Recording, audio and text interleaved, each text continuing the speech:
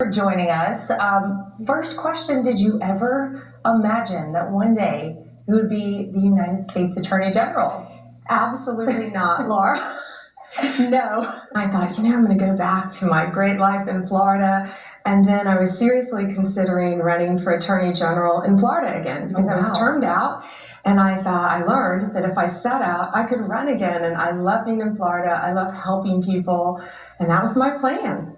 And yet you didn't just become an Attorney General, you became an Attorney General of the entire country. Of the country. How did that all go down? Were you expecting the call to ask you to be in that position? No, of course not. He called me early one morning and, without ever sharing our private conversation, he, of course, in his way, talked me into doing this. And I've always told him, if no one else could answer the switchboards, I would become the best switchboard operator ever if you need me to do this.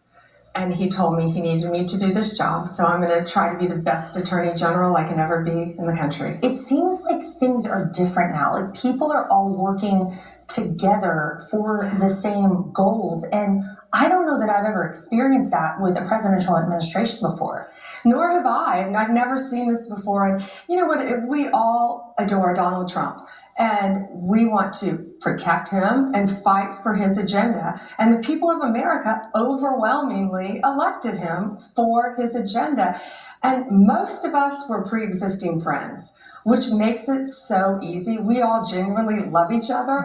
And for instance, this week I was FaceTiming with Lee Zeldin and Scott Bessent. I'm on the phone with Tulsi constantly. I'm in the Situation Room with Mike Waltz. I talk to Pete Hegseth. Marco is a dear friend. I mean, all of us. We all get along great, and I think that's what's different.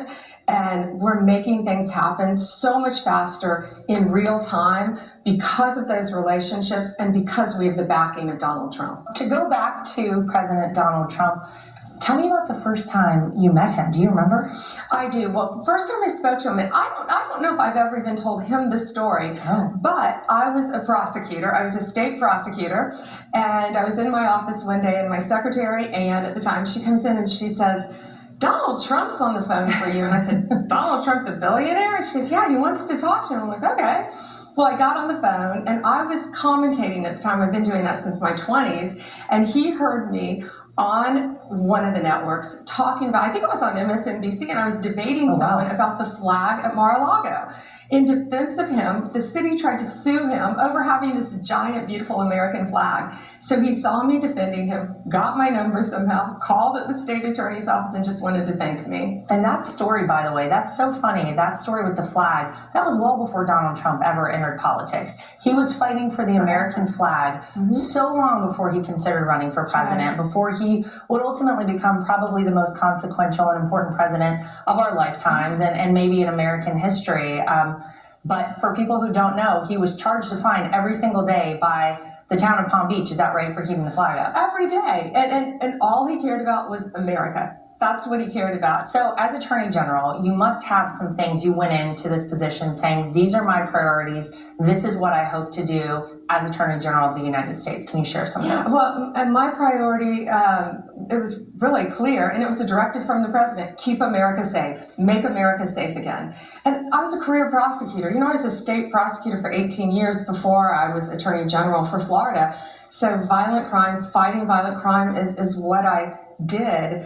And now getting to do it on this huge stage and this level and helping to hopefully protect our country every single day is why I'm doing this job. And he's made it really easy because he has our backs and we're there to support his agenda, and it's making America safe.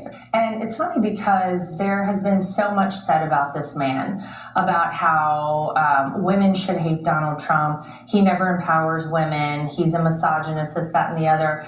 And yet I'm sitting here across from Pam Bondi, the Attorney General of the United States of America. When he called me and asked me to do this job, He believes in me. He believes in Susie Wiles. He believes in Tulsi Gabbard. Of course he believes in you. And one of my favorites is Caroline Levitt. You know, this young woman, the youngest press secretary ever, and look at the job she's doing with a baby at home, going nonstop. He supports all of us, men and women alike, and he empowers us. And I think the great thing to remember too is he just wants the best person for the job. Right. But it's just so fun to work together with everyone and, you know, for a united cause, making America great again. It's that simple.